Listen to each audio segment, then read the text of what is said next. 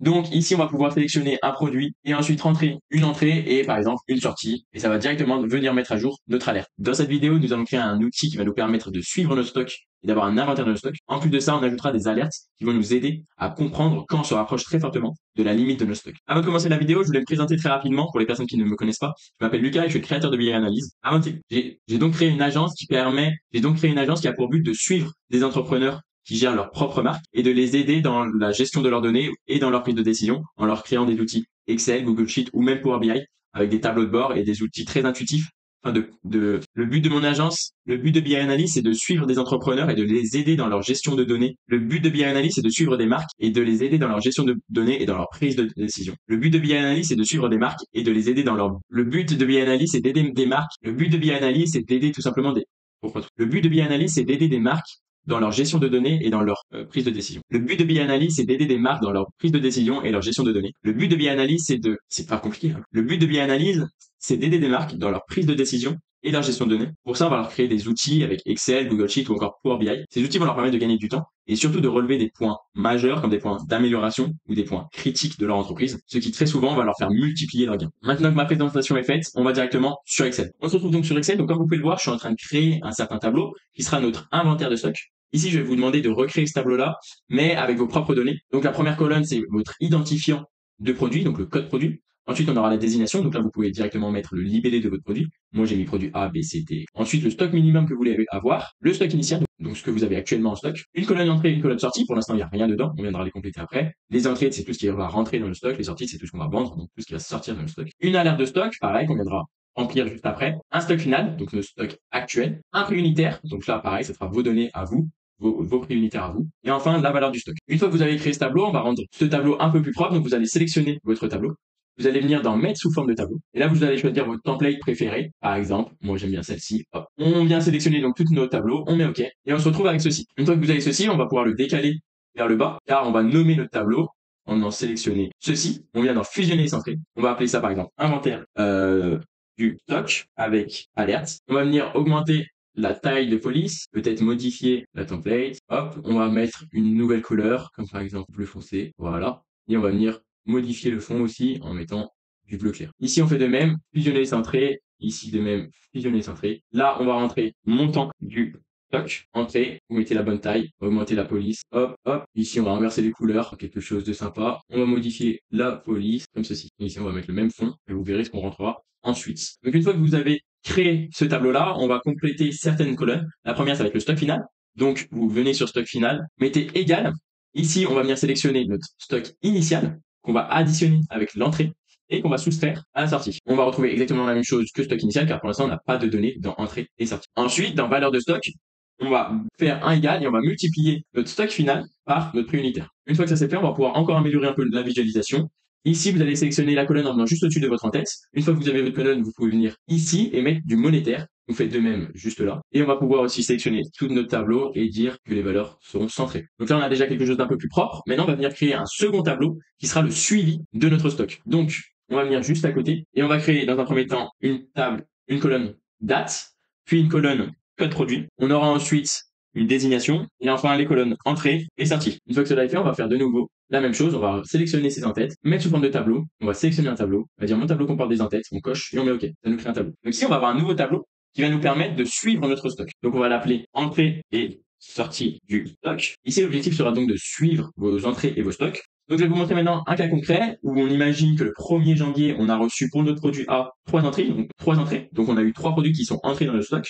Le 2 janvier, on a eu pour notre produit A 5 produits qui sont sortis de notre stock, qu'on a vendus donc. Et le 3 janvier, on a eu pour notre produit B cette fois-ci 2 entrées et 6 sorties. Je vous montre ce cas concret juste pour alimenter les 3 colonnes qu'on a ici, qui sont entrées, sorties et alerte stock. Et ensuite, on reviendra sur ce tableau pour vous montrer comment on l'alimente soit manuellement, soit automatiquement si vous avez énormément de données. Donc, pour l'instant, on vient dans la colonne entrée, on vient mettre un égal, un SUMSI. Là, vous pouvez voir SUMSI apparaître. Ici, on va venir récupérer notre colonne désignation. Donc, vous venez juste au-dessus de l'entête désignation, vous allez voir une petite flèche, vous récupérez cette colonne, vous mettez un point virgule, vous venez récupérer la première cellule de désignation, un point virgule, et enfin, vous faites de même ici avec entrée. Vous fermez la parenthèse et vous mettez entrée. Et là, vous voyez qu'ici, on va avoir donc pour notre produit A 3 entrées, parce qu'au total pour le produit A, on a seulement 3 entrées. Pour le produit B, 2 entrées, parce que pour le produit B, on en a 2. Ensuite, on va faire la même chose pour la sortie. Donc, on fait exactement pareil sauf qu'on va récupérer la colonne sortie au lieu d'entrée, point virgule, désignation, point virgule, sortie. On ferme et on met OK. Et ici, vous voyez qu'on retrouve bien 5 sorties pour notre produit A et 6 sorties pour notre produit B. On va maintenant alimenter notre colonne alerte stock. On va venir créer une nouvelle formule avec un si condition. La première condition à rentrer, ça va être le test logique numéro 1. Ici, on va tout simplement essayer de donner un indicateur quand notre stock final sera égal ou inférieur à 0. Donc, on va venir récupérer notre stock final. On va mettre est inférieur ou égal, comme ceci, à 0. Si notre stock final est inférieur ou égal à 0, nous mettons 0. Ensuite, pour notre test logique numéro 2, on va venir de nouveau récupérer notre stock final et on va lui dire cette fois-ci que s'il est inférieur ou égal à notre stock minimum, nous allons ajouter 1. Et enfin, la dernière condition, si notre stock final est supérieur à notre stock minimum, on va rajouter 2. Nous fermons la parenthèse et on met OK. Je vais revenir donc très rapidement sur cette formule parce qu'elle est peut-être un peu plus compliquée que les autres. On ajoute une première condition où on explique que si le stock final ici va être égal à 0 ou inférieur à 0, on lui met 0. Donc ici, ça va apparaître 0. Ensuite, si le stock final est inférieur à notre stock minimum, par exemple pour notre première ligne est égal à 33 ou inférieur à 33,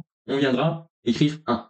Et enfin, s'il est supérieur à 33, ce qui est le cas ici, il met 2. Ici, tous nos stocks finaux sont supérieurs à nos stocks minimum. Si on retrouve donc que des 2, car notre stock final est supérieur à notre stock minimum. Mais si par exemple, ici, dans sortie, on rajoute 50, OK. Notre sortie ici va augmenter à 55. Donc, notre stock final sera moins 2 cette fois-ci. Et donc, vous voyez qu'ici, c'est passé à 0. Et pour le produit B, si on met 30 ici, on va passer à 36, donc inférieur à notre stock minimum. On va donc avoir 1. Vous vous demandez peut-être pourquoi j'ai créé ces indicateurs 0, 1 et 2. Je vais vous le montrer. On vient récupérer la colonne alert stock. On vient dans mise en forme conditionnelle. Nouvelle règle. Ici, on vient récupérer jeu d'icônes. Là, on choisit les icônes qui nous intéressent. Vous pouvez mettre des drapeaux, des cercles, des croix. Par exemple, moi, je vais choisir croix, point d'exclamation. OK. Ici, on vient de dire que si la valeur elle est supérieure ou égale à 2, c'est du vert. Si la valeur est inférieure à 2 et supérieure, donc inférieure à 2 et supérieure à 0, c'est du orange. Et si elle est inférieure ou égale à 0, c'est une croix. Ici, par exemple, je ne veux pas forcément avoir cette icône. Je veux pas d'icône. Je veux juste une icône quand c'est inférieur et supérieur à 0. Quand c'est inférieur à 2 et supérieur à 0, ce qui veut dire est égal à 1, en fait. Et ici, si c'est égal à 0. Donc, quand c'est égal à 0 et quand c'est égal à 1. Ici, on vient bien récupérer du nombre et pas du pourcentage. Et enfin, on affiche seulement les icônes. On ne veut pas avoir notre chiffre et à côté notre icône. On veut juste avoir nos icônes. Et voilà. Donc, vous pouvez voir qu'ici, on n'a rien parce qu'on a dit qu'on voulait pas avoir de coche OK. Quand on a un stock final inférieur ou égal à notre stock minimum, on a une alerte orange. Et quand notre stock est égal à 0 ou inférieur à 0, on va avoir une alerte rouge. Qui va nous permettre, en un clin d'œil, quand on va arriver sur le tableau, comprendre quel produit n'a plus de stock ou est bientôt en rupture de stock. Donc maintenant, je vais vous montrer comment on alimente ce tableau. Donc soit vous n'avez pas énormément de produits et vous le faites donc manuellement. Pour ça, vous venez simplement créer une liste ici avec chacun de nos produits. Donc vous venez récupérer vos produits, vous créez une nouvelle feuille, vous mettez une liste de produits. Ici, vous collez la valeur de vos produits. On va pouvoir ensuite masquer cette feuille, vous allez voir. Vous revenez donc ici. Ici, vous venez dans données, validation des données. Vous venez sélectionner une liste. La source, vous allez venir récupérer ce qu'on vient de créer juste ici. Vous mettez OK, vous mettez OK. Et ici, vous allez avoir une liste où vous allez pouvoir récupérer le produit que vous voulez. Et vous pouvez faire la même chose ici dans désignation ou alors venir faire une recherche X. Ici, c'est très simple. Vous allez venir sélectionner code produit. C'est le code produit qu'on recherche. Point virgule. Vous allez sélectionner la table code produit, puis la table désignation. Donc ici, en fait, on explique qu'on cherche code produit dans cette colonne-là. Quand on trouve le code produit correspondant, vous venez nous donner la désignation qui correspond. Vous fermez, ou alors vous pouvez aussi ajouter point virgule de guillemets qui va nous dire en fait que si on trouve rien, nous mettons du vide et on ferme et on met OK. Et ça, on laisse. Donc ici, vous pourrez ajouter une nouvelle date, comme par exemple 04/01/2024, qui va nous ajouter une nouvelle ligne. Dans cette nouvelle ligne, vous allez pouvoir sélectionner le produit qui vous intéresse, qui va mettre automatiquement notre produit ici, et vous pourrez ajouter ensuite manuellement les entrées et les sorties. Bien sûr, je pense que ce moyen-là n'est pas le moyen le plus optimal. Nous, on préfère des choses automatisées, surtout si vous avez énormément de données qui rentrent chaque jour. Vous n'allez pas chaque jour rentrer pour chacun des produits le nombre d'entrées et le nombre de sorties. C'est une perte de temps. Donc, dans la prochaine vidéo, dans la partie 2 de cette vidéo, je vais vous montrer comment on peut automatiser ce tableau afin que chaque nouvelle entrée ou sortie dans votre base de données vienne s'alimenter automatiquement dans ce tableau qui ensuite viendra automatiquement alimenter nos alertes. On se retrouve donc dans la prochaine vidéo. N'hésitez pas à vous abonner et à liker cette vidéo si elle vous a plu. Commentez aussi cette vidéo pour des suggestions de nouvelles vidéos ou des critiques pour améliorer mon contenu. Ça m'aiderait énormément. On se retrouve donc dans la prochaine vidéo. C'était Lucas BI. Ciao.